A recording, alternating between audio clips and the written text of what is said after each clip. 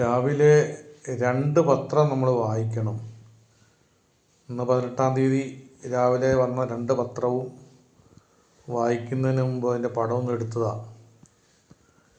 മനുഷ്യർ ഇഷ്ടമുള്ള ഒരു പത്രം മാത്രം വായിക്കും. എന്നിട്ട് ആ പത്രത്തിൽ എഴുതിയിരിക്കുന്ന കാര്യങ്ങൾ പൂർണ്ണമായും സത്യമാണെന്ന് തെറ്റിദ്ധരിക്കും. എല്ലാ പത്രങ്ങൾക്കും അവരുടേതായ കാഴ്ചപ്പാടുകളുണ്ട്. അതിൻ്റേതായ ഒരു പാർശ്വവൽക്കരിച്ച ചില വാർത്തകളും കുറേ അർത്ഥസത്യങ്ങളുമൊക്കെ പത്രങ്ങൾ എഴുതുക സ്വാഭാവികമാണ്. അപ്പോൾ 2 പത്രമെങ്കിലും, പ്രത്യേകിച്ച് 2 വീക്ഷണമുള്ള 2 പത്രങ്ങളെങ്കിലും വായിച്ചെങ്കിൽ മാത്രമേ ഒരു സത്യാവസ്ഥ പൂർണ്ണമായും ജനങ്ങൾക്ക് കിട്ടുകയുള്ളൂ എന്നൊരു സന്ദേശം ഇന്നത്തെ ദിവസം പ്രിയപ്പെട്ടവരുമായി പങ്കുവെക്കാൻ ഞാൻ ആഗ്രഹിക്കുകയാണ്. എല്ലാവർക്കും നല്ല ദിവസം ആകട്ടെ എന്ന് ആശംസിക്കുന്നു. നന്ദി, നമസ്കാരം.